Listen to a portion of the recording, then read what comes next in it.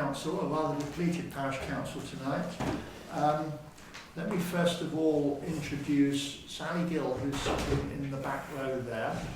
Here comes Alan. I shall start again. Nick of time, Alan. We're almost nick of time. You did well. I know you've come a long way. Welcome. Sorry. So we're now slightly less depleted than we were when I started a moment ago.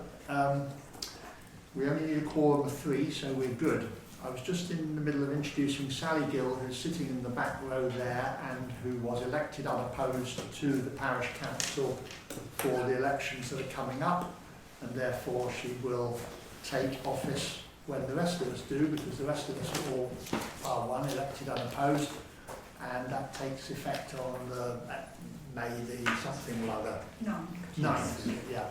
A bit delayed because of the coronation, but then these things happen. So welcome to your first meeting sitting in the public seats. And then you'll think, oh my God, what have I done? No, she won't.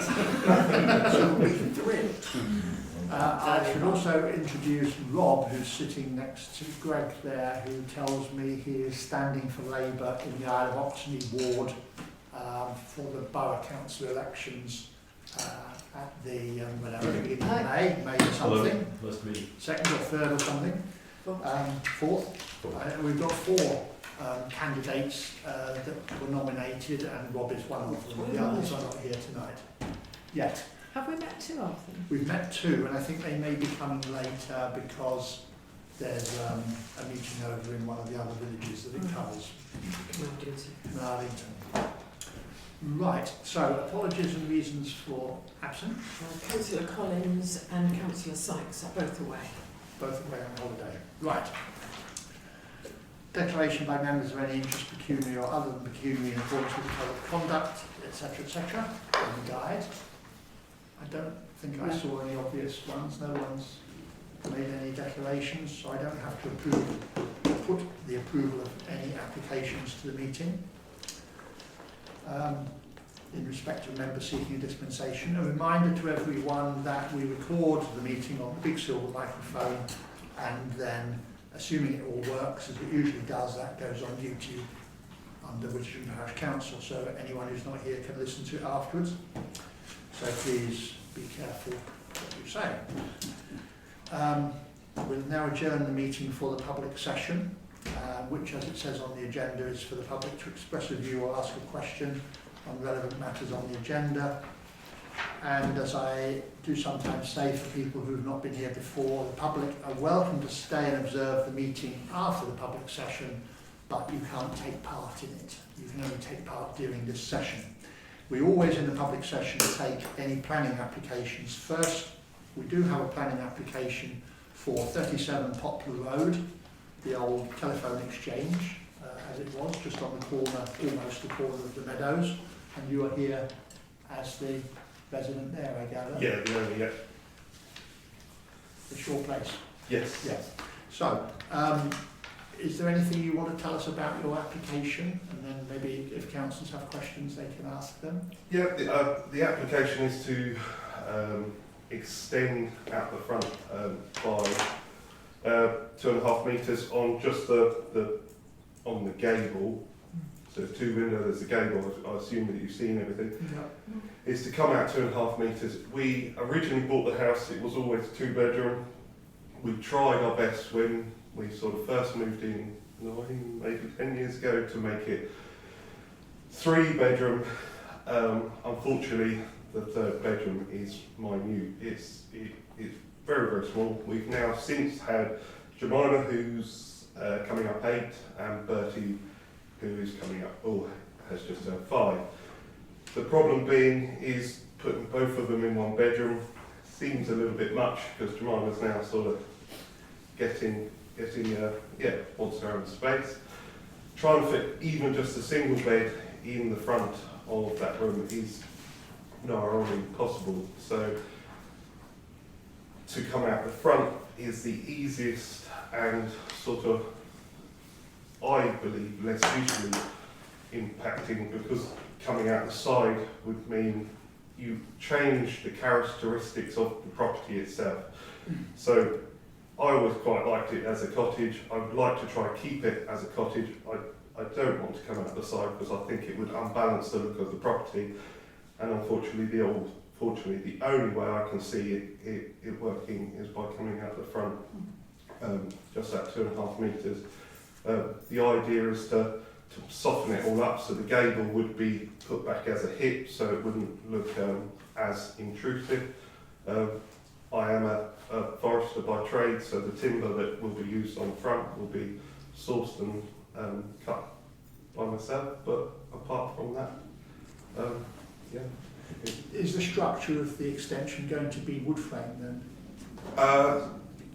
Definitely the top half will, the top half of the house is timber, although it's been rendered is timber anyway. So yes, it would be a timber construction with either. I would like to go weatherboard and do it oak just purely because it's something that I can source myself and keep local. But yeah, if it has to be render, it would go to render. That would be the planners to decide. Yeah. Okay, and then of course it gives you a porch downstairs. Yeah, so you've got the under. At the moment we open straight up into our front room, so we haven't really got a porch. We originally, on the first application, back I think it was 9 years ago, 10 years ago, had a small porch to go on the front, but budget and timings didn't allow us at the time to do so. So now it would be nice to include the porch, and so the porch would sit under, and there would be a slight overhang, which would be the oak frame that you see from the front. I said porch, and then I started thinking, have I confused myself? As I recollect, and I didn't look at it again today, it's actually open underneath, isn't it? It's just sheltered. No, so it will be. It's a porch on the. So it will be enclosed to a point. Okay. The width of the windows determine how far we can come out. I don't want to alter, as I say, I really don't want to alter the look of the property. So coming out full width, it would be a slight overhang, and sort of an oak beam and two angular brackets that would support the overhang. All right. Does anyone else on the public side want to add anything to it? You live a few doors along, Sally. Any? No. No. Do any councillors want to ask? No, I'm questions? No. Quite happy. Okay, so thank you for that. That's okay. We'll consider it when we get back into the council meeting, and you're entitled to stay for that. Does anyone else want to say anything while we're out? Well, obviously, we've got the bus stop on the agenda. Bus shelter, yes, I always call it a bus stop and get told off. The bus shelter's on the agenda. We'll discuss that when we get to it in the agenda. Greg has helpfully sent us some good architectural drawings of what he's looking at, which is, since last meeting we talked about it, and we said that I would go and have a discussion with Greg about it, because he was advising that he thought it would be better to refurbish than replace. And I went and looked at it with him shortly after that meeting a month ago, and a combination of what I could see plus taking professional advice from Greg was that yes, that makes sense. It doesn't change the look of the place in the conservation area. It will be a bit like Grandfather's Axe, with quite a lot of the material changed, but the frame essentially staying pretty much unchanged, and then recladded. And Greg's advice is it's a lot cheaper. Is there anything you want to add to that, Greg? Thank you, Jeremy. No, that's a very good summary. I suppose on my mind is how we proceed, and I'm sure you'll come on to that in the meeting. Two things relevant there. One is getting prices and getting it built. The other is planning. We don't anymore have everyday contact with planning authorities, do we? So that means I can't simply ring them up and have a chat about it, which would be the easiest way to determine whether they're in the slightest bit interested. My own understanding of the situation is that although it's in the conservation area, if one is repairing it, it does not need planning permission. The only question then is, how far do you make change before someone says that's not repair, that's change, in which case you need planning permission. I think in this situation you would be perfectly sensible not to seek planning permission for this. But it is on my mind that in a more volatile environment it might be deemed to need it. If it was deemed to need it, you could always make a retrospective application and there would be no question it would get permission. This is simply a local refurbishment of something useful to the community. You know, it's pretty straightforward. But it is, I thought I would raise it. Yeah, quite right. I think that I understand exactly the point you made, Greg, and we have a sort of a guide to this in the sense that they had no interest whatever when, with your help and Kate's, the Ewan Lamb sign was refurbished, as in being a new post, quite a lot of repair to the ironwork and some degree of repainting to the sign, but it was a repair and they didn't give it a hoot, you know. And as you say, in the worst case, if they were sniffy about wanting a fee, then it would get a retrospective anyway. Almost certainly. I mean, it would be very surprising if it didn't. They do give retrospectives pretty readily around the village, and I can't see any point in bothering them because they are very overloaded at the minute. Good. That's my view as well. Yeah. What we'll see when we discuss it with the council. You've talked about the getting quotes, and we know that one suggestion of an individual has been put forward, which makes a lot of sense. Indeed. And we will try and find some more because it's enough money involved to be something that we really ought to be asking for quotes.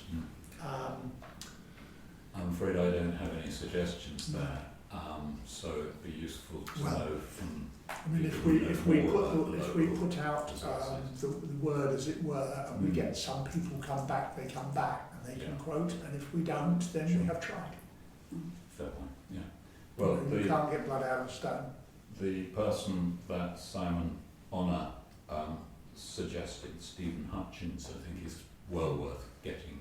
Because he's in that business. He's in that business. Yeah. He's quite keen actually, so that, I'm sure that's worth doing.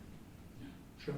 And just for clarity for the people who weren't here that time, Simon was here at a previous meeting and he offered his help because he's got a background as a quantity surveyor, hasn't it?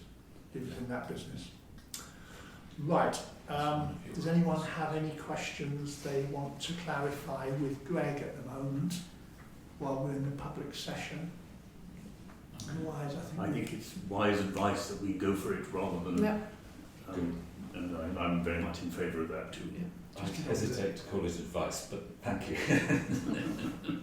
Wise thought. Highly informal. Right. Okay. Thanks for that, Greg. Does anyone else want to raise anything while we're in the public session?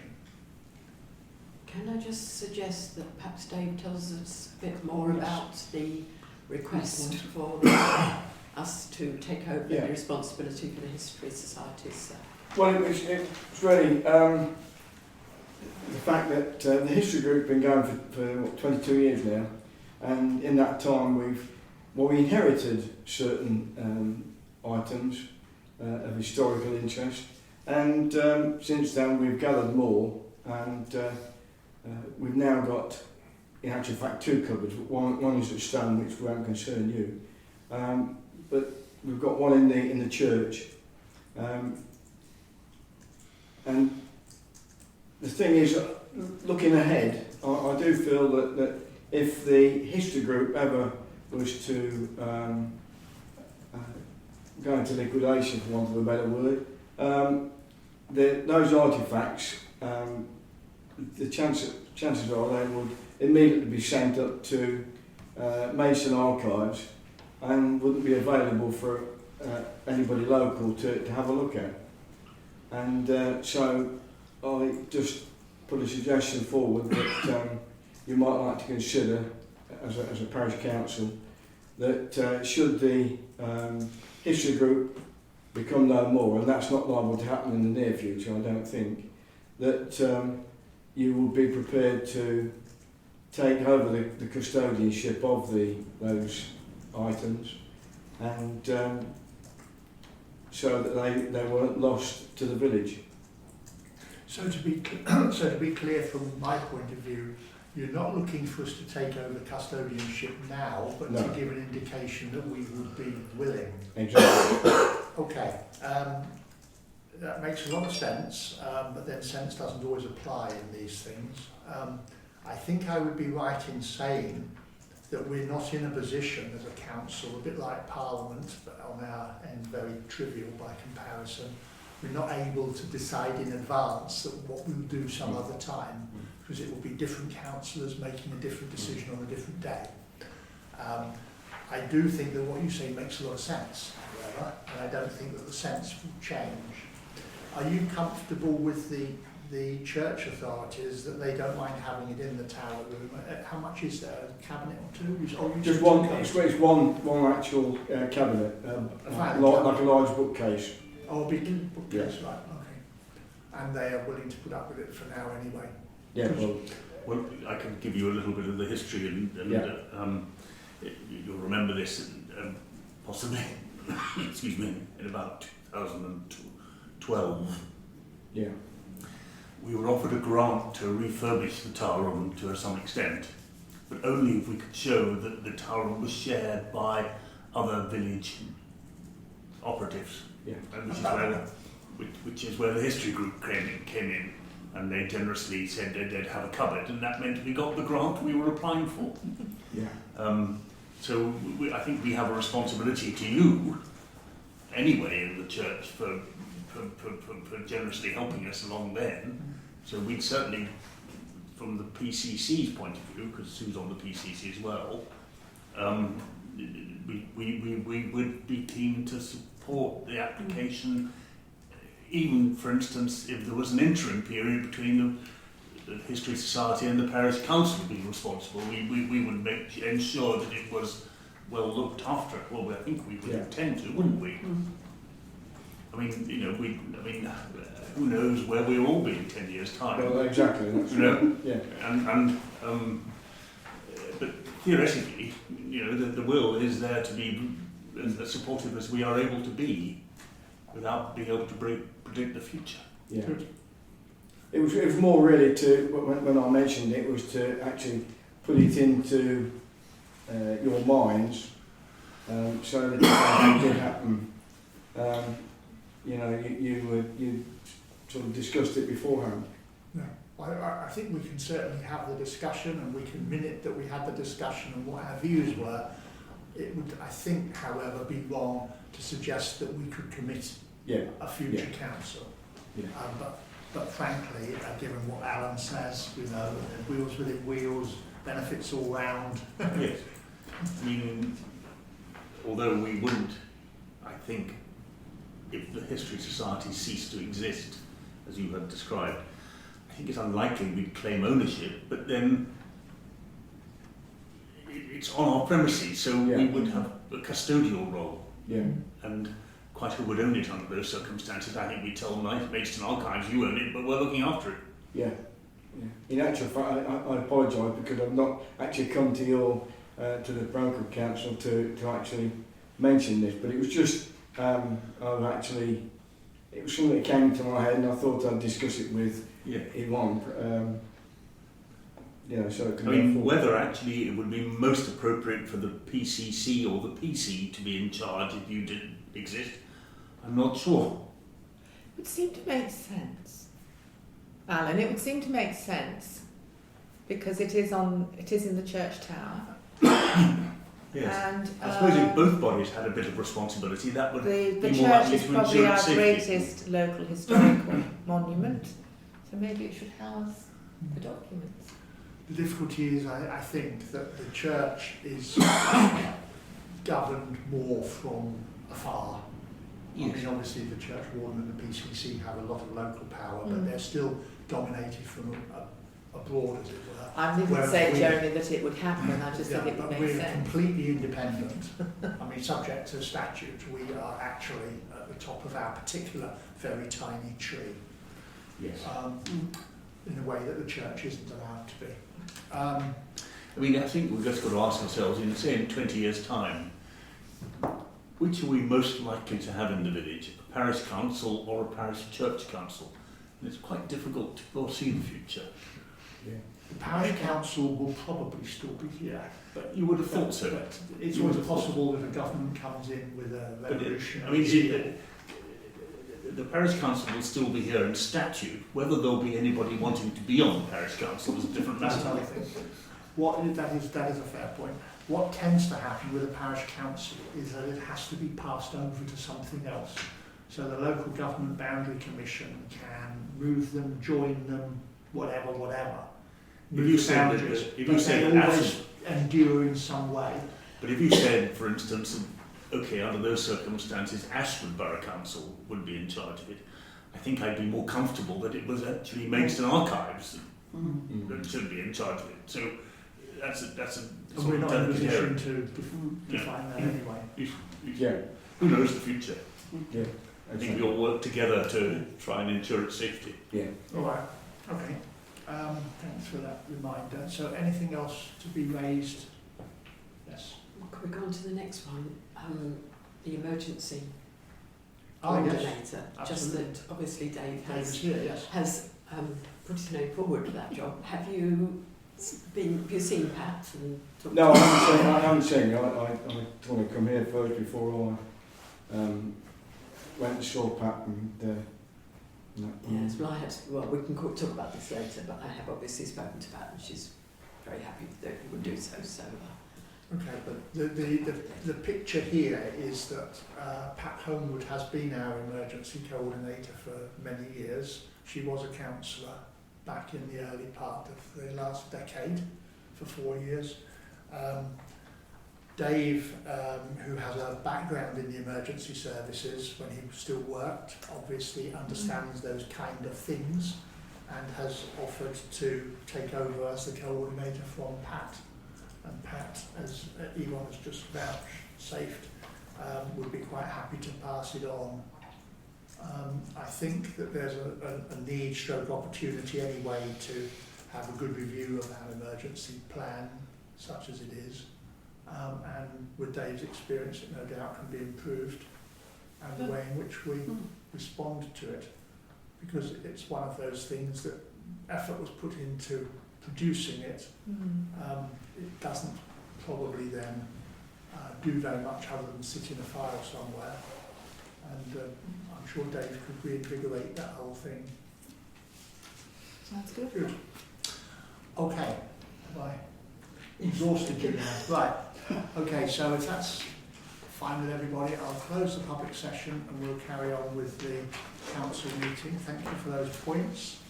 So we've got to agree the meeting, minutes of the last meeting on the 14th of March. Did anyone have any anxieties with them, any corrections? Otherwise, can I sign them as a correct record? I wasn't here, so I can't Oh, you really can't. take a view on that. Jeremy. Funnily enough, since we're quorate, it doesn't matter if no one was here, I don't think, technically. It's a bit weird, that.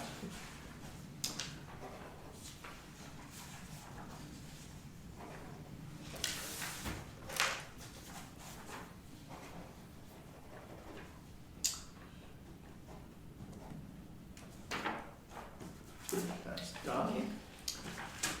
So, matters arising. First item here is the ACRK update. Just a few things to mention then. ACRK is action with communities in rural Kent for people in the public area. It's an organisation that reached 99 years old and then went defunct, sadly, and it's being wound up. There are efforts abroad to find a new organisation to rise from the ashes, Phoenix-like. It covers all of Kent, and there's one in every county in England. This is the Kent one that has conked out. So, as I've said to other people, Kent is the only county at the minute in England that doesn't have one of these, and we need it back again. I had a long conversation on the phone just before coming out to the meeting tonight. I speak to the consultant who's been employed using money from DEFRA to try and sort this all out. She's been working on it for a while. I speak to her regularly, and I had the call this evening, so I'm sort of up to date. She is trying to organise, which seems as though it will probably take place, a meeting for interested parties to get together in 10 days' time, which I've been invited to. It is likely to bring together people from here and there who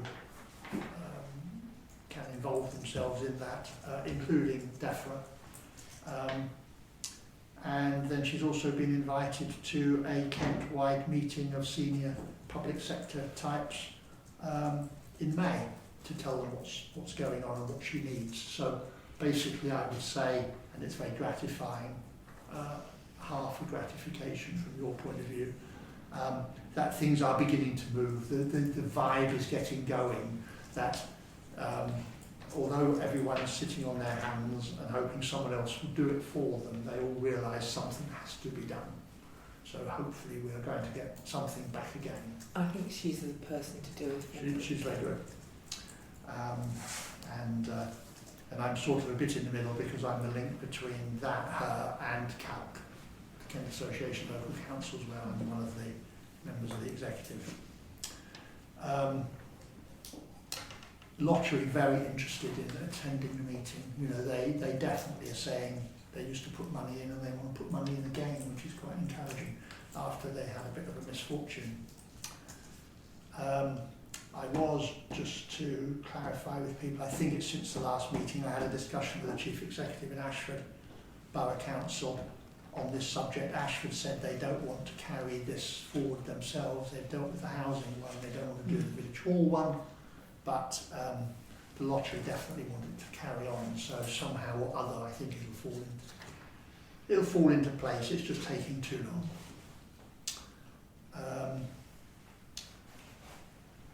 I'm also quite horrified to hear today that there are 50 archive boxes of documents sitting in someone's shed. Mick can tell you about that. Indeed, and absolutely, he's the one who told me. And he says he'll put up with them for a few more months. Okay, so that's ACRK. It's kind of moving, it's just a bit slow.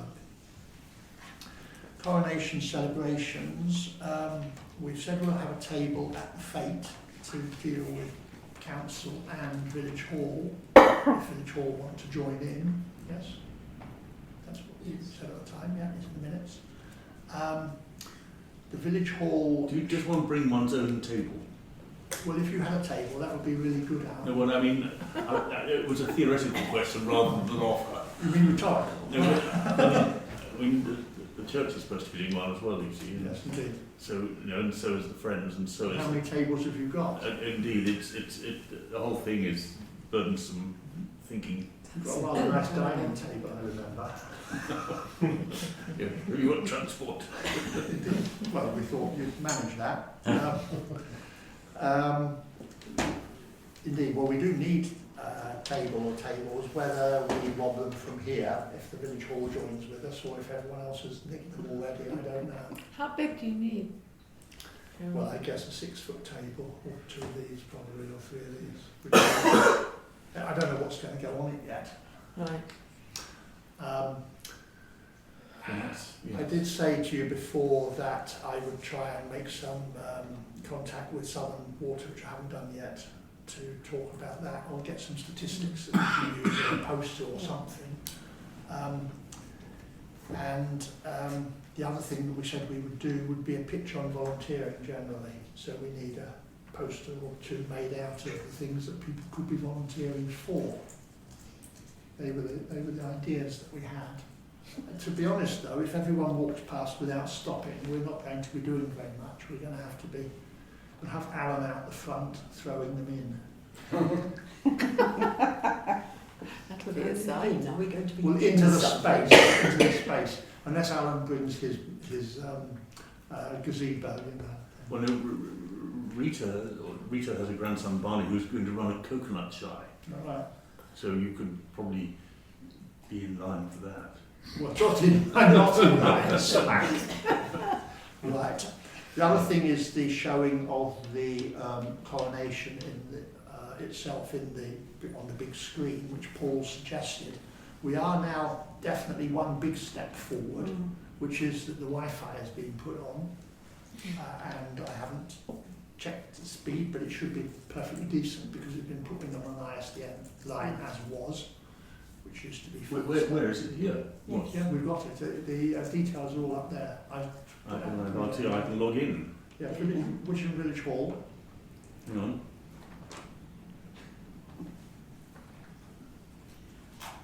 I've got Wittersham Village Hall. And then you want Isle with a big I, of Oxney with a big O, 2023, all one word.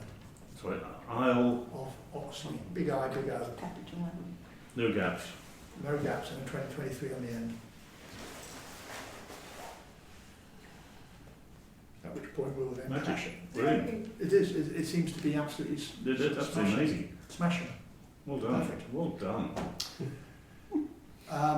Now that's done, and I do know that Damien, the bell ringer, Damien Smith, isn't it?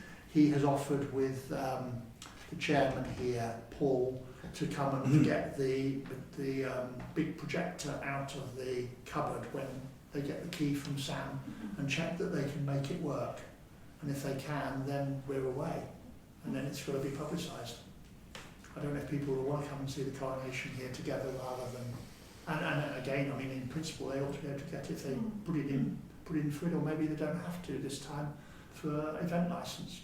You don't have to do it as far as BBC is concerned. No, I'm thinking of the alcohol. Well, they're talking about alcohol. Well, They're talking about tea. I would if it was. They were talking about tea and cakes. Yeah, well, tea and cakes would be nice, but alcohol would be good as well. They get money for them. They get money for them. A few beers in. Yeah, exactly. Anyhow, that's Paul's supposed to be doing that, but at least, as I say, the Wi-Fi, which was the big issue, is done, and BT, to be fair, did that within about 2 weeks, 3 maybe, very, very quick. Now the bus shelter. Oh, sorry. Please do. Please do. Can I be? Yes, of course. You have to get in. The badges for the school children have been ordered. We pay for those. And this is what I propose the leaflet to be. These will go in the... Actually, I'm not so sure. And I say, I thought Paul was coming. They will go.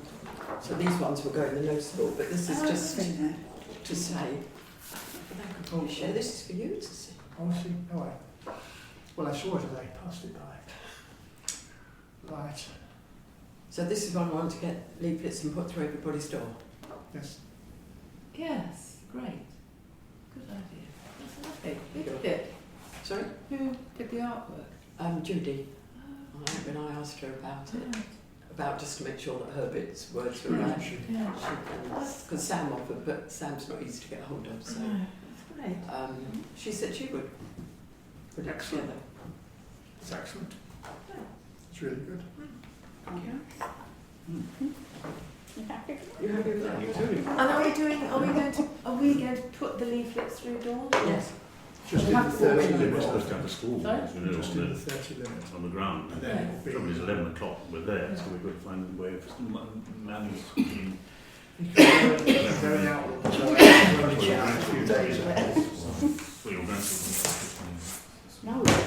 You were doing a poster. No. You want to put back in an hour? There's a whole story. Back in an hour. Yes. Good idea. How are we manning it? Shall we- Are we all We won't going be to finished. go We all won't the be finished by time? 12. So might as well get back in an hour. Just turn up and... Okay, thank you. And what is the timing? Do we know yet? What for this? 11 to- 11 till 5. 11 till 5, okay. Big day. It's actually to be Long day. Definitely need some beers in. need it there, yeah, for sure. Don't remember, it's on the sports club ground there. You have to buy them there, but they'll have plenty. Right. Okay, so that's the coronation update. Oh no, sorry, I've forgotten. One more bit. The lamppost signs. Oh yes. They're £4.99 each. I've gone around and counted the lampposts. Obviously there's loads. Fortunately, it's got about 25. So we're talking about at least 40 signs. They do them obviously at £4.99 each, but if you order 50, you get 15% discount, which for the numbers from that would be £212. If you get 25, it's 10%. That'd be £112. So what do we want to go for? I would have thought probably, we don't have to have them on every single lamppost, so I would have thought 25 25? will cover the village pretty well. Okay. Because after all, if you go round the bit that's not Forge Meads, there's only a handful of lampposts anyway. You know, if you did all the ones that are in the other Yes, bits, yeah. the other roads, and what's left over, you just divide out between Forge Meads and Julie Field. Yeah. Right, thank you. And the flag, we're going to have the jack with the emblem in it. And as it's got words around it, Alf will be able to pull it up without getting it upside down. So that's £15.99.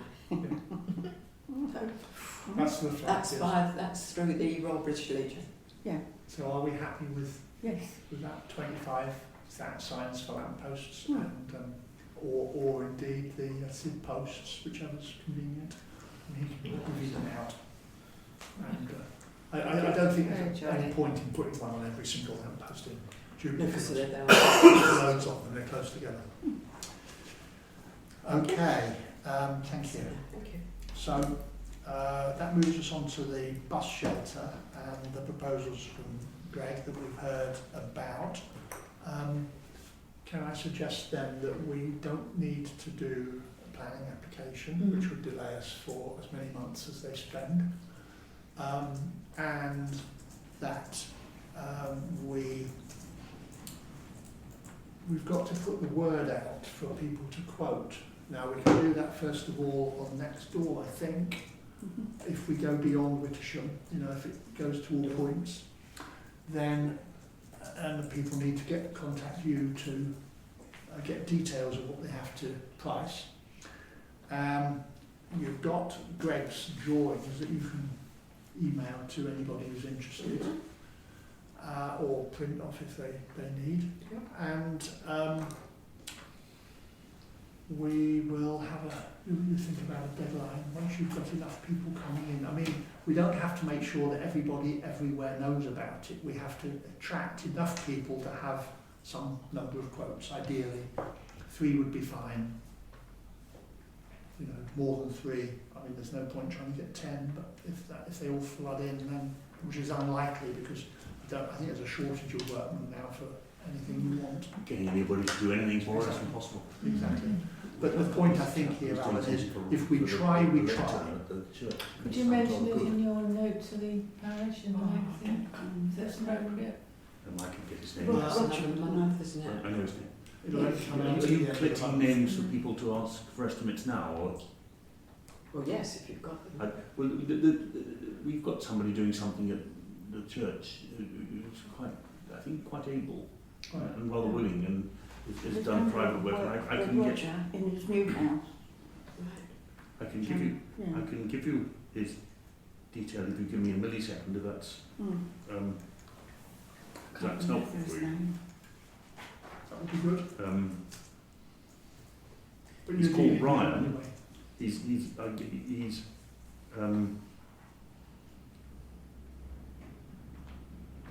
called Brian. Doesn't help me much, does it?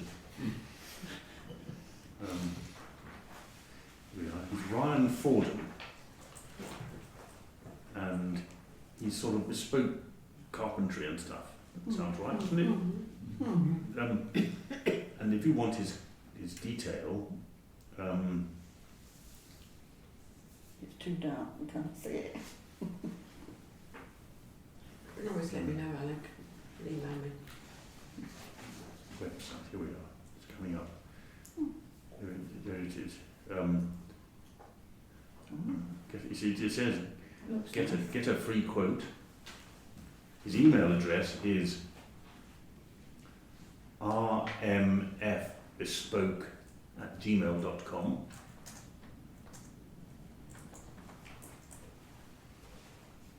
Good.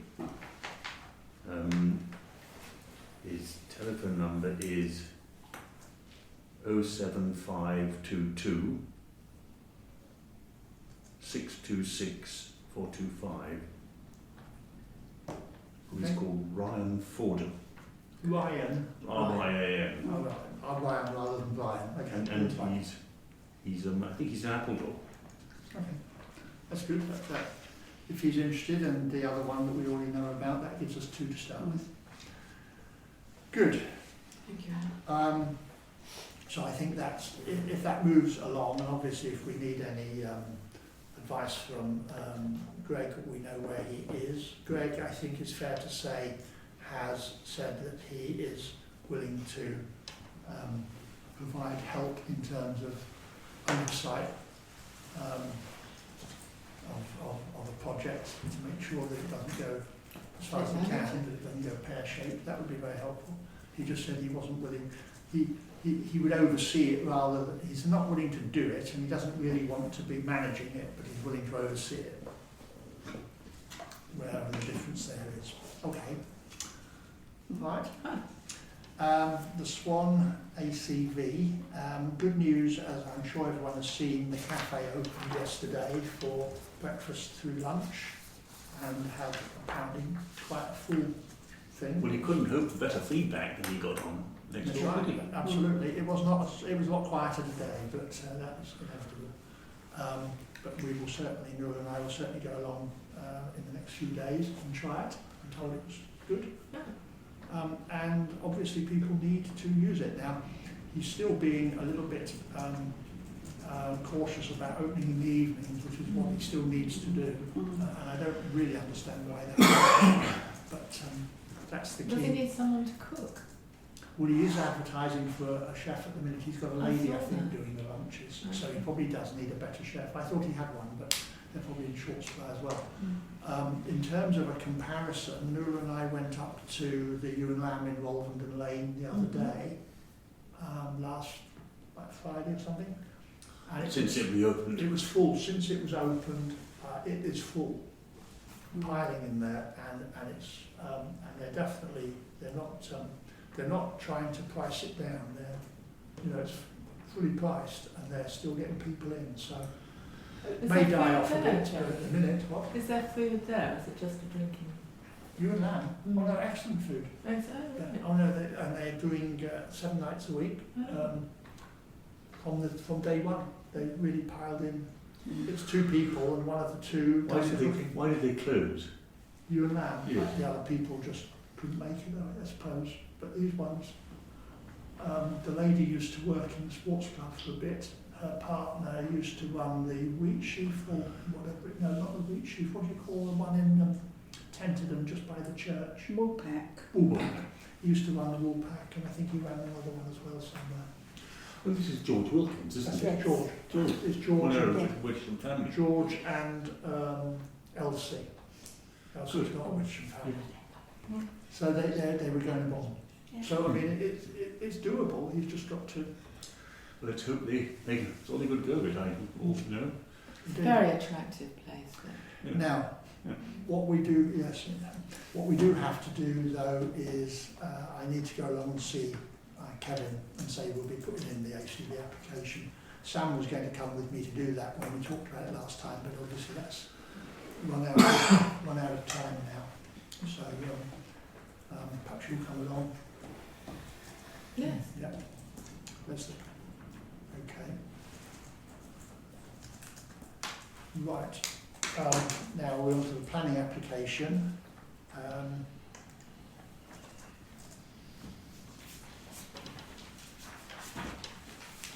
Which is 37 Poplar Road, the porch and first floor front extension with overhang over the porch. I don't know if that's the right word or if it was a typo. Overhang. Overhang with it. I thought that's the one I haven't come across before. Overhang, of course. Okay. Who would like to talk about that? I have no, I fully support it. No objection. Okay. So it's all straightforward. Yeah. Good. That's agreed then. We'll support that. Mm-hmm. You off, Greg? Sorry? Are you off or just cold? No, I'm afraid I am off. You're off. Okay. Well, thank you for coming. It's not because it's boring. Although it is. To save disruption, should I head with it? Well, feel free to stay if you wish. Thank you very much. Thank you for coming. Bye. Cheers. All right. The next thing is to consider the request from Dave Fletcher, the Honorary the Secretary of the History Society, to take over responsibility of records kept in the church tower room. Now, as Dave explained in the public session, this is not taken over now, but to express a degree of willingness to do it in the future. As I explained in the public session, I don't think we can confirm the council's future decision, but I think we might, if councillors are happy with it, reasonably say that we see no reason why that should not be possible if or when the time comes. And that were we to be asked now, if this is true, we would be willing to do it now, but we're not being asked at this moment. Yes, I mean that's all absolutely fine, and how to put it, let's hope that nothing adverse happens to any of these organisations. History Society, PCC or PC. Possession is 9/10 of the law, and it sits in the church, so, you know, we have a responsibility to protect it. Yes, and you have a shed out there. Several sheds. I would suggest, Alan, to get it on the agenda for our next PCC meeting, Yes. and then the PCC are covering it as well. Yes, Good could I have idea. it minuted by the PCC too? Yes. Good idea. Yeah. I mean, you might want to ask us. Yeah. Do you see what I mean? If you did that, with a note to me Send him an email. or to Jennifer or whatever. Do you see what I mean? Send it Yeah. to you. Well, I think something in writing might be appropriate. Yeah. Yeah, no, Email right, will do it's it. An email. An email would be Yeah. fine. Good. Okay. Okay. Appointment of new emergency coordinator. We talked about this in the public session. Dave has expressed a willingness to do it. The present emergency coordinator has expressed a willingness to hand it over. Is everybody happy with that? Yes. Sounds like a good plan. Good, excellent. An emergency plan. Excellent. Review standing orders and financial regulations and agree any changes. Right, this falls into two parts. The standing orders, Yvonne and I went through. Yvonne did a great job of looking at the new template from NALC, the National Association, and comparing it with the old one that we had to see where the changes were, because very unhelpfully they never give you track changes, they just send you a new one, which is a right nuisance. And we can't just adopt the new one because we've made changes which we're allowed to the old one as well. Anyway, Yvonne did a great job going through finding all the differences. We've reviewed them and come up with a hybrid, as it were, of their changes and making amendments again. She sent that out to you overnight. And as far as we're concerned, that's okay. There were 2 or 3 typos that I noticed on reading it through again today, but none of them are material compared to the one you saw. So that is potentially okay for us to agree as having reviewed, if people are happy with that. Yeah? Yes. So can we actually have a proposer and a seconder on that? I Alan second will that. propose and Leslie will second, and we're all in favour. Good, yes. That's fine. Now the financial regulations are more complicated, and they haven't yet been done, I'm afraid. I've been trying to get calc on Thursday and again today without any success, because the standing orders, as you will know from having looked at them, are split into two sections, two parts that are dovetailed all the way through. The bits that are law and we can't change, and the bits that are advice and we can do whatever we like. The financial regulations do have a statutory basis to them, but there is nothing to say which bits are statutory and which bits are advisory. And the fact is that some of the bits in the latest version we should be amending to match what we actually do, unless of course we have to do what it says, in which case we have to amend what we do. But what we've been doing on the face of it is perfectly sound and has lasted us a long time. It's just that the financial regulations, like the standing orders, are written for organisations of everything from £5,000 a year precept to £1 million a year, and they're the same ones. So of course they don't really fit everybody, and they don't fit us very well. So I'm waiting to find out how much we can change them, or whether there are any restrictions on us. And then, in my opinion, we really ought to have financial regulations that match what we do. We meet the aims, but we don't do it the same way. And it would be better if we did. So I'm waiting to get a view from Cal on that.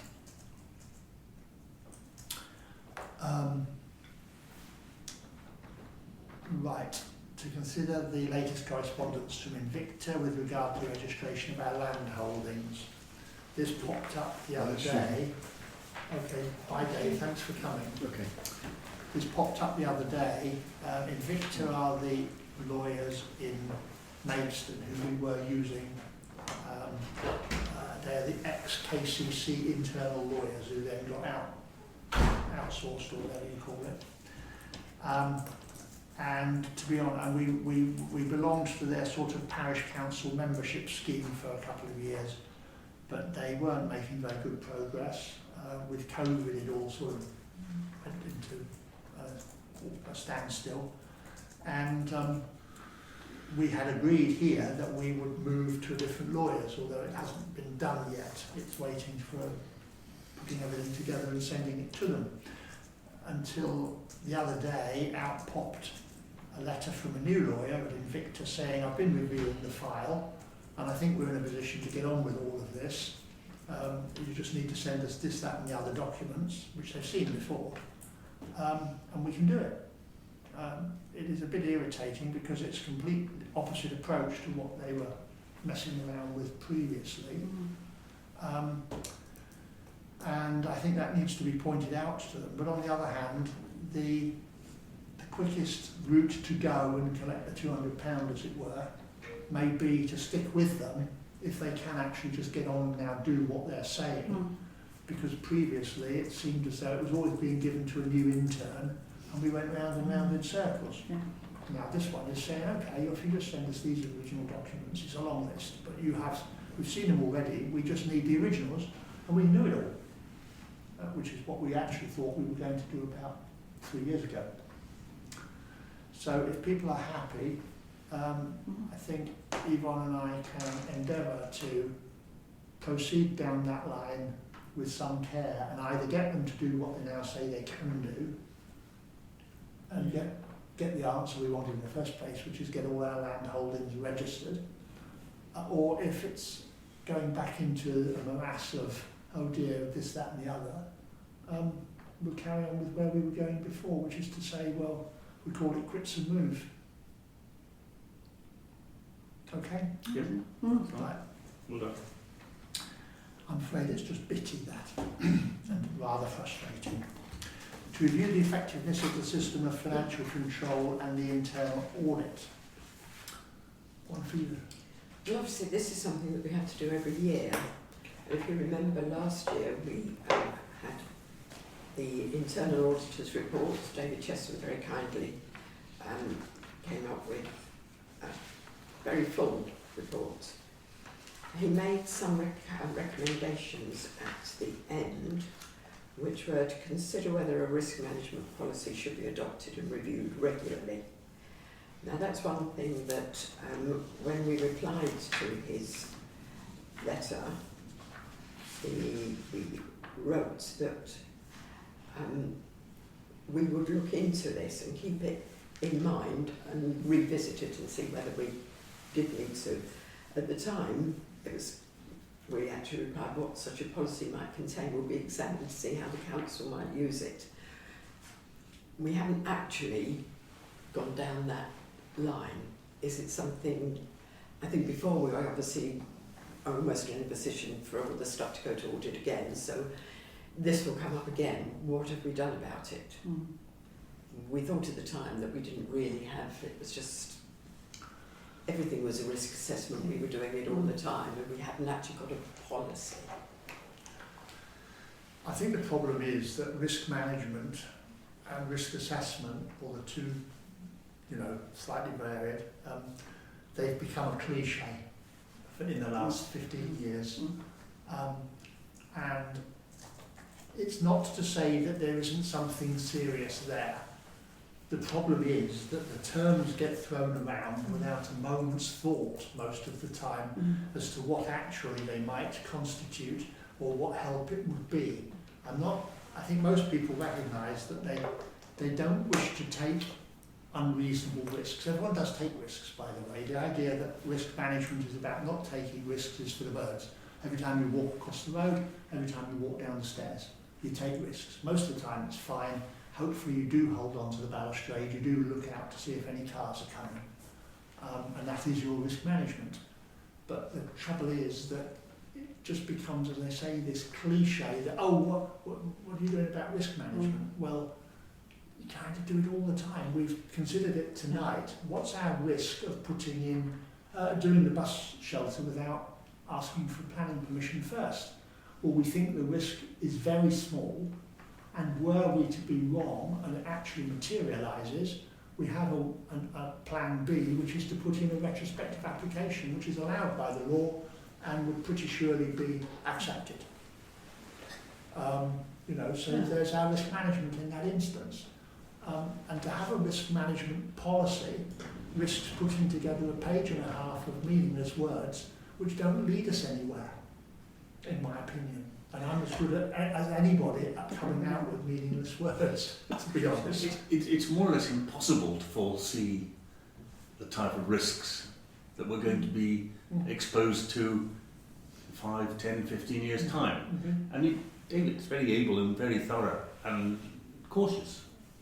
But despite the fact he's probably gone through everything that we could possibly think of, there will be things that we haven't thought of which are going to happen to somebody somewhere, and it's only when they happen that we'll actually think what they were.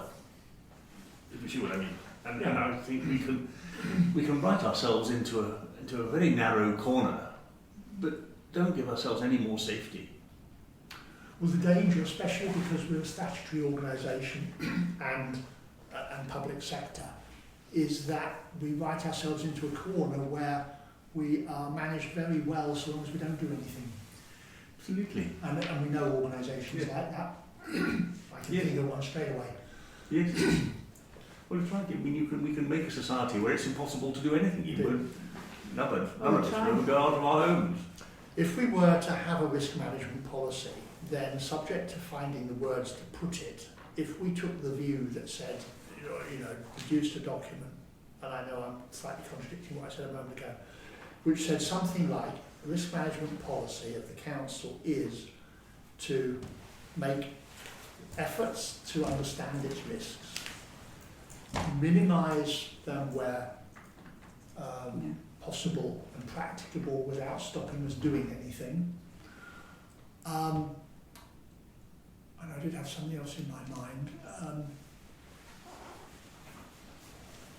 Endeavour to ensure that we don't take risks which, if they went against us, would be unmanageable. In other words, if it cost us £1,000, it's annoying. If it costs us £100,000, it's very, very annoying. You know what I mean? And of course mitigate where we can. But the point to try and get in is that it's balanced, because we've got to be moving forward and making progress while not taking risks that are unaffordable or, I mean, to put it in other terms, just stupid. You know, there are risks that we really just shouldn't take. We shouldn't actually keep all our money in a box in the corner. I mean, the sort of example here is that, for instance, at St John's, over the years, we've quite often recorded an event, a concert or a service or something. And it was, of course, brought to our attention relatively recently that we didn't have a licence to do that. You're supposed to have a licence to do it. And so we were stopped from doing it because we didn't have a licence, because it was too much of a risk. But, you know, why, perhaps there was a risk. But which licence was it you were being asked for? it was a licence to record an event. But an event is your event, or was it the music that was being played? The niceties are actually, eventually I just lost the will to live over the whole thing. And you know, fortunately, who's licensing the event? I think it was the diocese. Oh, I soon will remember. Sounds about right. Was this a big money effort? But fortunately, I think we managed to establish a St Mildredtown licence, and we could piggyback onto theirs. Oh, wow. But I did lose the will to live over it, and it was really just silliness and irrelevance. But there was strong feeling that we couldn't do it without the licence, and you know, we just dug a hole for ourselves. Actually, it reminds me. We talked about this a few months ago, I think, where when the latest version, or maybe the previous version of the what do you call it, the GDPR, the General Data Protection Regulation, came in, we were told very much at Calc that we had to get a data protection advisor, and it cost us £300 a year, and do this, that and the other, and go on the course and all the rest of it. And we did that for a few years until I noticed something in the paper or somewhere or other where the Information Commissioner's office said that that particular rule that we were being beaten around the head with does not apply to parish councils. You know, and that is a sort of typical example of overreach. it's quite likely that you're not really allowed to do this without a licence of the village hall having one. Do you see what I mean? It's quite likely. Well, there you go. On the other hand, I tell you what, a lot of parish councils are doing video, Yeah. and we've not done that. I mean, the other classic was that, I'm sorry, I'm anecdotal now, but there were, when I was in practice, we were told by the fire people, and David's gone, that we, for the safety of the staff in reception, we had to have a grill that came down. If there was a fire or something else happened and there was an alarm, we had a grill that came down so that the reception staff came protected. Unfortunately, what happened is one of the reception staff put her head forward and it came down and then it so we took it out again. This was a failure in risk management, Alan. Oh, such a nonsense.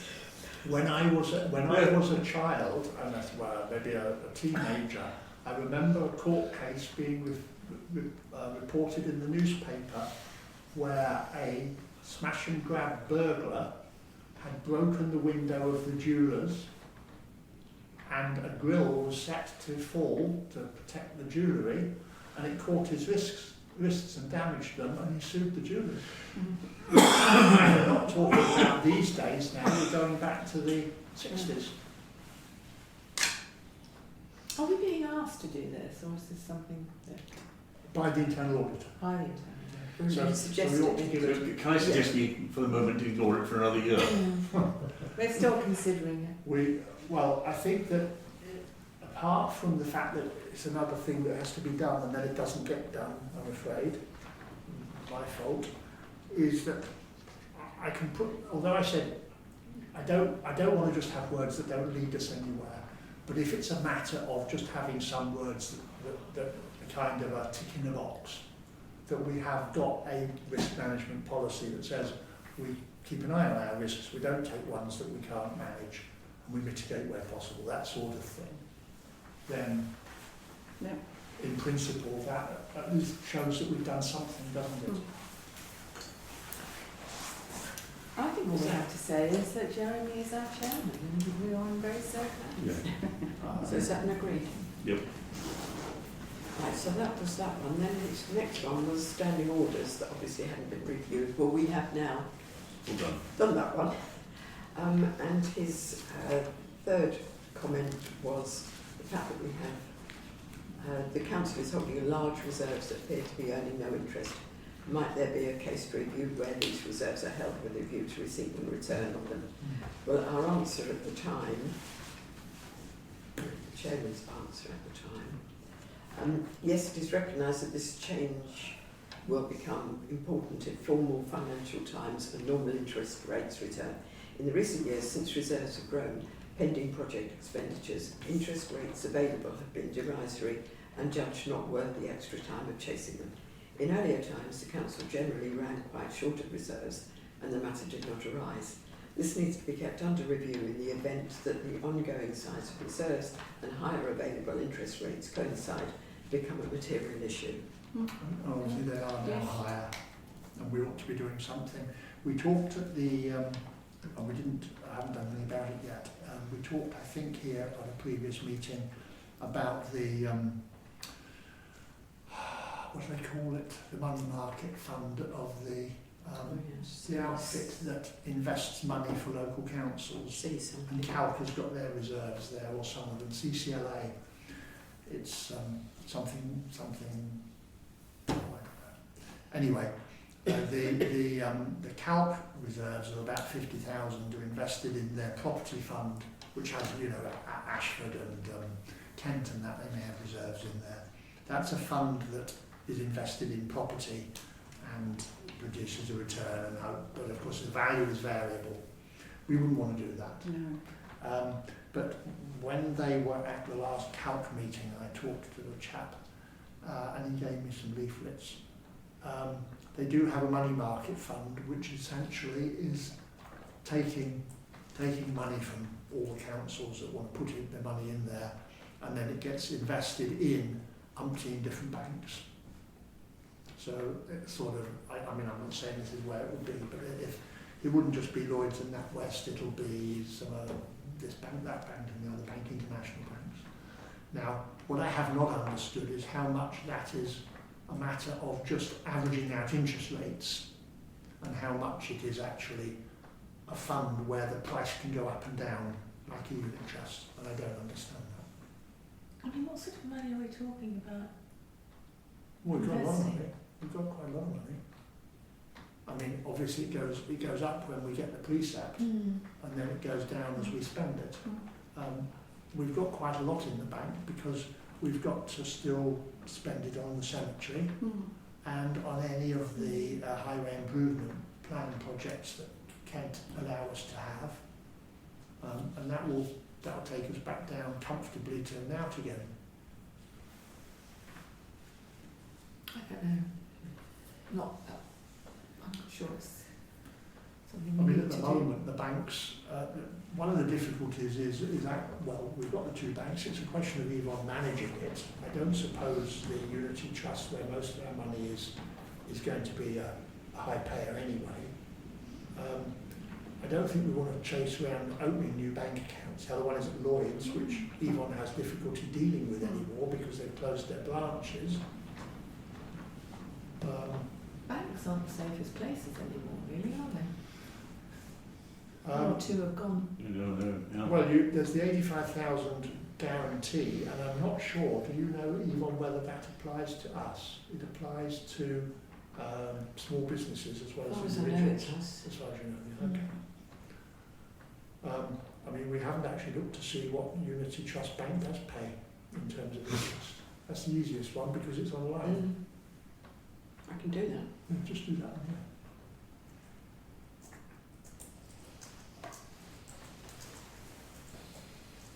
They've moved away slightly from predicting banking Armageddon, haven't they, over the last couple of weeks? think they come and go. They're still a bit Yes, worried they are. about First Republic or whatever they call it in the Yeah. States, where JP Morgan is supposed to be fixing it. I don't know. Yeah, I think there's still enough uncertainty out there. Anxieties. And there was something just recently from somewhere that suggested that our bank, our clearing bank shares all overvalued, which is Our quite clearing hard bank to what? believe, overvalued, which is hard to believe when you see what they are now. I mean, Lloyd's is still in the 40p's and they used to be about £2 or something. Whatever. Right, so that was those bits. But otherwise, do we feel that the way our internal control happens, are you happy with what we do, Very. finance-wise, as to on a monthly basis? I think the key things that we understand are all pretty straightforward and in our hands and in front of us, because the only person who can pay money from the bank, set up a payment from the bank, is Yvonne, and the only people who can make the payment from the bank are the councillors, and it's got to be two of them, usually Sue and me, because we're convenient. So, but it can be any of you. So, I mean, that is the first thing that's pretty big and useful. Now, the Unity Trust Bank being online means that when Yvonne provides us with the bank reconciliations, you can, and I have done this, you can go online and look at the statement yourself and make sure that it matches. Yeah. We can't do that with Lloyd's. If Yvonne was running a business in forging Lloyd's bank statements, we can't tell. But what can you do? I mean, that's sort of where you are. But as it stands, as I say, Sue and I can't pay anything unless it's entered on the bank by Yvonne, and Yvonne can't pay it unless we actually authorise it, both online, without passwords. And I would have thought that was the first big safeguard. I think We also have a reasonable idea, Sue and I, or anyone else who's doing it, as to what should be paid. We know we've got to pay the fuel bill, we know we've got to pay the things that we agree here, we know we've got to pay the salaries that come up on the payroll that we get, which she sends us the invoices or the payroll page. I was going to say that because we see them all, don't Indeed. we? Not online, but I we mean, see them. The biggest thing, that tells us everything, here was a risk that was not spotted and managed, was the theft in Malvern, which was a large amount of money because the guy was forging the documents and forged the bank mandate and wrote cheques to himself, basically. Well, we're not in that position. That's another thing. The Lloyd's Bank, of course, is a chequebook. We use it very rarely nowadays. I can't tell you what the situation there is because, well, like I said, all we can do is rely on the documents we get. But most of the money is in Unity Trust. And Colin still checks, does he? Well, Jeremy does it on a monthly. Well, Jeremy does 2 months and then Colin does the quarter. I don't know. You can do any So more. it's done every month. Yeah, you can't do I'm not any more. allowed to do the quarter for the insurance policy. Yes. But we don't Can't want do Colin any to do it more, every can you? time, so I do And it's, 2 in between. I mean, it's all fairly straightforward stuff, isn't it? And not dealing with anything too complex. And that seems to me to be our biggest single obvious risk, Okay, so you're on. I think so. Yeah. Yes. I think so. Okay. So correspondence, the Wheel of Kent Protection Society. Yes, it's subscription, £35. I know that the subscriptions that come in are ones that we put through the budget. So most of them I would automatically pay these days, but this is one that I just thought we ought to just check that you're all happy that we go ahead with that one still. It is only £35. Is there any reason why we wouldn't? No, I just sort of... It's not one you regular have to sort of... Indeed. Well, I mean, we have our ups and downs with them. I was going to say. They sometimes object to things that we want to do and vice versa, but You took the words out my mouth. it seems to be, I mean, it's probably a good idea that they exist, and as long as they are going to exist, they need people to pay membership fees. So I think we'd do that if people are happy. Yeah? Yes. The Air Ambulance thanked us for the donation, which we agreed last month, £200. And the date of the external audit, that of course is a deadline of the 30th of June, which Yvonne is on top of. Working party reports, the caretaker. Only that we'll have to have a meeting soon to be anyone because we need to review. Yeah, indeed. And so it'll have to be within the next month. Right. The finance. Now, Yvonne has explained to you over on emails that she sent out the usual monthly financial statements of all the things that have been paid. They can't be reconciled to the bank, so it's just for us to know in advance, as it were, because the Lloyd's bank statement hasn't come in the post.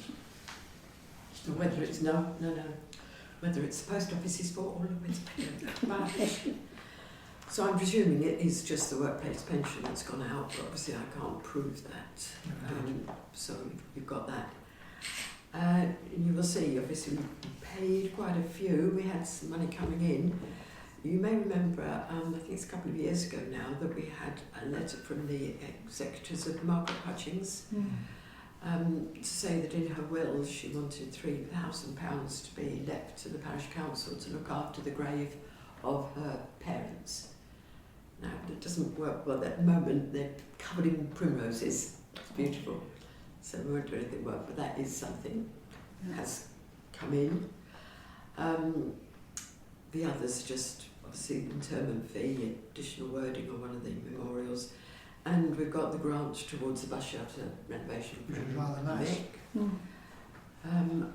Otherwise, I think they're mainly obvious. Paul Stern, I've had a problem with the ride-on new mower, the grass shoot was cracking, so I rang Paul and he said bring it round and he'd have a look. So he made a plate for it and as well did it. Well, it on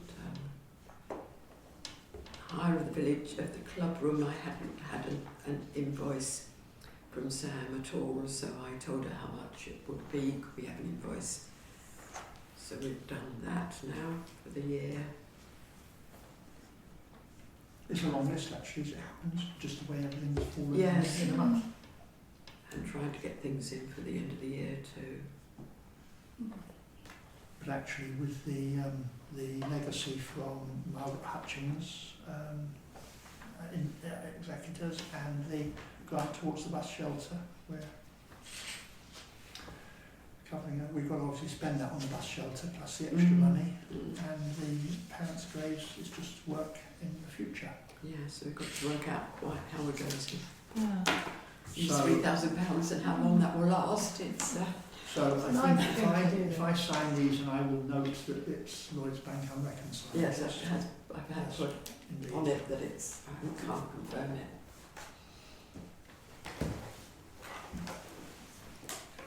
So obviously you haven't got the end of year statement, budget statement or receipts and payments. We'll have to defer that to the next meeting. And the reserves. Indeed. Which will be unfortunately, will be the annual meeting, which is quite long anyway, because we have to go through lots of boilerplate. Yes, well, I was hoping to get it in. Right, where did I get to here? Okay. Planning, we had the decision on the street. If you remember, that was one that I thought they might have made a fuss about. They didn't, they passed it. Came within about a fortnight of Very quick, the date for comments and then straight through. granted. Open spaces. Anything to say? They're drying up a little bit, but then they get muddy again. Indeed, yeah, we got wet today. Okay, highways, in development there, Yvonne put in the highways improvement plan proposals, or whatever you want to call them. They've just come back and offered some dates for a discussion on Teams. Now, I thought the idea was they came here But obviously that's too burdensome. Probably until unless they're going to say, well, that's no good, can't have that, can't have that, can't have that. So there's no point in coming out to tell us that. Well, I would think so. They're obviously not looking for their 40p a mile. So can If you... they came out though, we could show them in situ. Absolutely, The but problems then are. that means they have to do it. So what do you do? Well, I mean, I'm not enthusiastic about their Wednesday because, it's after the walk, but that's when it'll have to be, won't it? Well, yeah, And we'll unless fit I it in. cancel Friday. So I don't want you to do that. So what I suggest is we do that and you come over to me and we do it on the big screen in the study. Have fun. Try and make teams work. 26th. It's an hour they give us. 26th of April. 26th of April. And of course we'll say, well, you know so-and-so, you know so-and-so. Well, if you're, and they say no, we'll say, well, that's why you should be here. Mm. The whole idea has just been kicked into the long grass by the bureaucrats, or by the Transport Highways Department. I'm afraid it started off as a good idea and it's just been buried. Anyway, there we go. Talking of that, by the way, I did have a correspondence from a resident about her and her partner having been missed by a couple of vehicles at different times, I think, going at high speed down past the school, which they were unhappy about. I replied at length and she thanked me for it, basically saying, you're right, speeding is a problem, not much we can do about it, we've done what we can, we're trying more with KCC. We've done SIDS, we want other speeding things that we've put in the hips.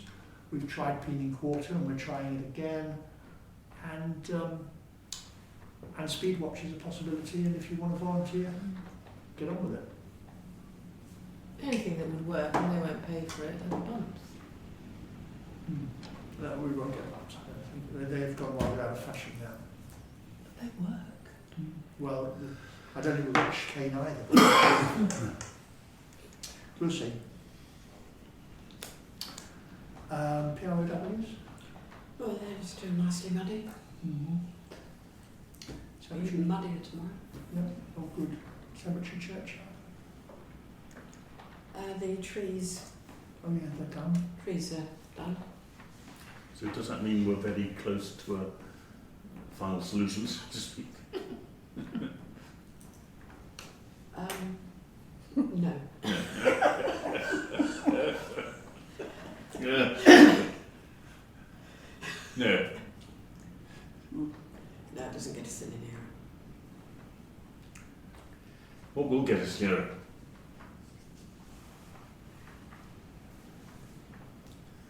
I have been asked a few times, what's the situation, and A more understanding planning officer. I'm hoping, Alan, that when I get myself into writing about the sixth version for myself, as it were, of an application, that we can put it in and it will go through. But what we do know, of course, is it was rejected last time. I'd sort of forgotten it's gone on such a long time. It has. Well, that's sort of, it's a mixture of resting on me plus COVID, which of course is behind us. And there's no reason why we shouldn't have another I mean, go. we will have run out of space quite soon. Indeed, we are quite Oh, sure. no. But there's Still no earthly reason why it can't be pushed through. I mean, we're coming up towards the summer, why it can't be pushed through and we get the work underway. But we don't know what they will do. They made a fuss last time for not good reasons.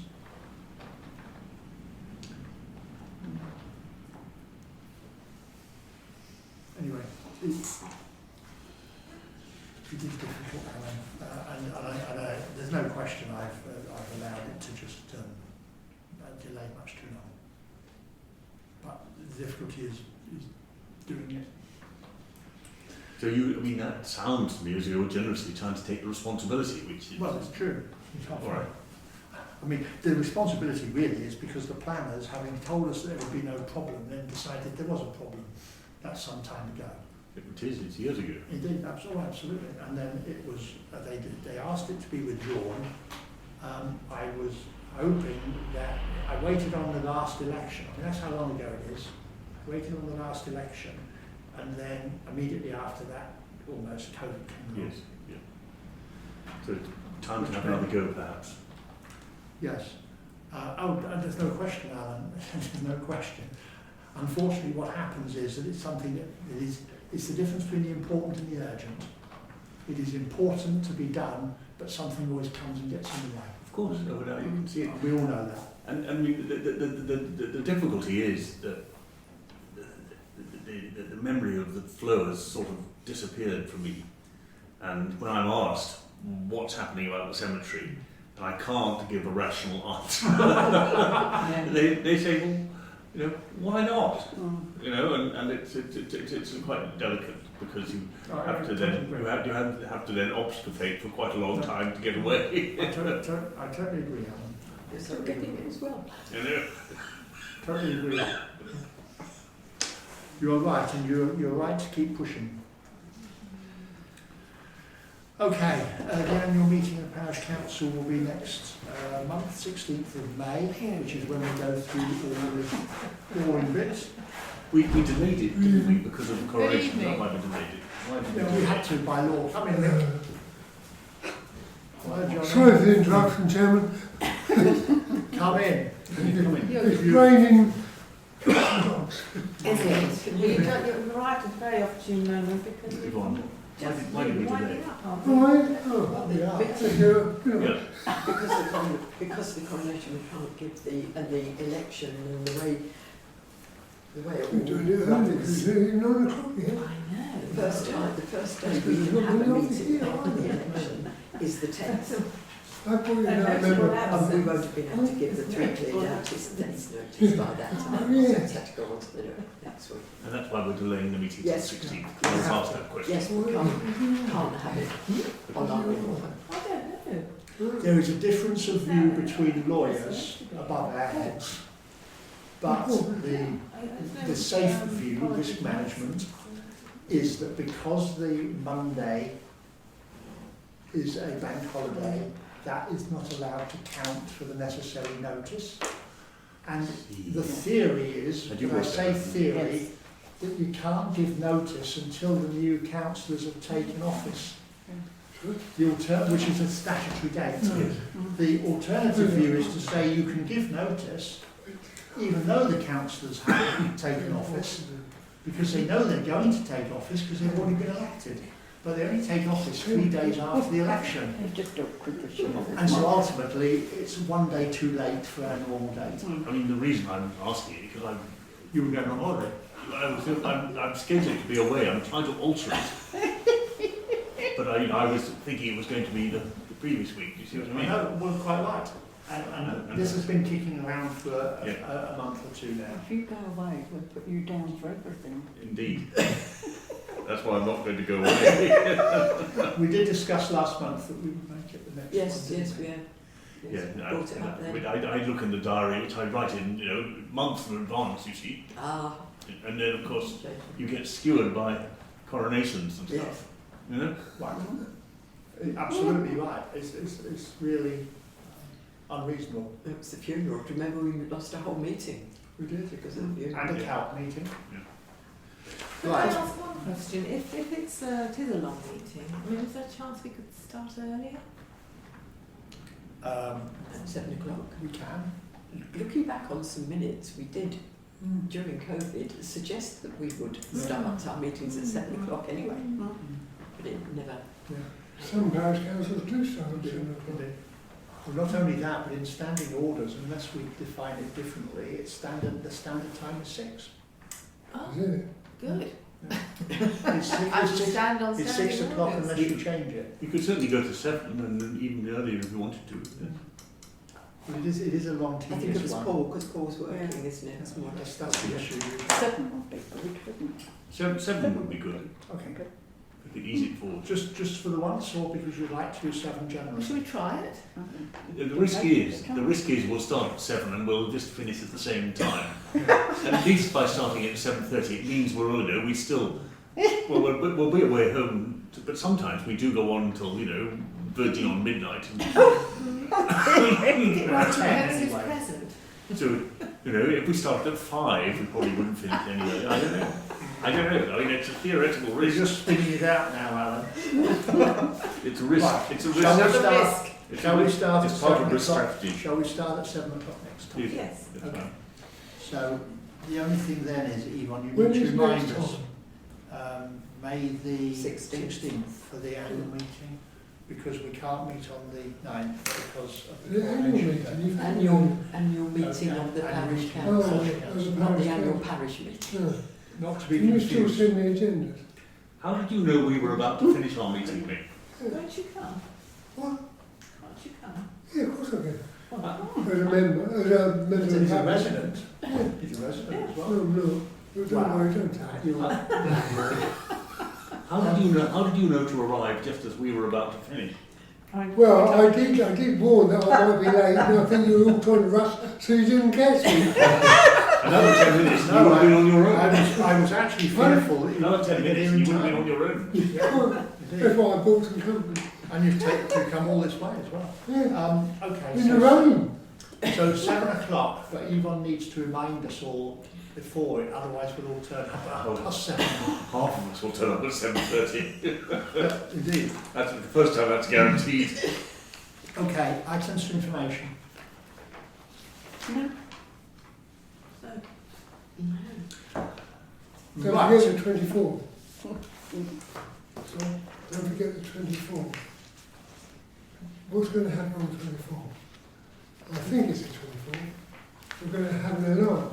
Oh, yes. 23rd, St George's Day, 23rd. 23rd at 3 You're o'clock. right, You're right, yes. They're all No, going. it didn't say 3 o'clock, it's Yeah. early evening. No, 3 o'clock. 3 o'clock's been announced. Oh, I know. Yeah. What do we As long as you know. See, look, something know what we're talking about. I do. All our mobile phones and all our iPads and Androids and all the rest of it are all going to make a loud siren noise Yeah. and come up with a message on the screen saying this is a test of the new government emergency warning system, and then you have to cancel it. And they say if you're driving at the time, please don't touch it. It's going to cause that chaos. Absolutely. But was apparently on next it door. is a test, it is on But it's next just not a door. nuclear warning, is it? No, it's any sort of emergency warning, and the idea is, it's a new system they've put in, they'll be able to localise it, so if you are in a place that's going to flood, you know, like Tewkesbury or somewhere, they can warn you there's a flood coming, and if there's Well, it's some very other- helpful in Wittersham to know that, isn't it? well, they won't tell us about Tewkesbury, but if there's something Might going tell us to, about like Yalding. a tornado is going to hit Wittersham, they could tell us that, if they knew. Yeah. A tsunami across the channel. Yeah, a tsunami wouldn't get this high. It's an army officer in an army. That's I going don't to think, kill us. I think the next Let's bring it generation together wouldn't dare go tomorrow. out at all. No. Right, just because we finish early, we don't have to spin our time. No, we don't. So, any other points of information? Mixed one was a good one. Anything No, else? No? All right, I will close the meeting formally, and then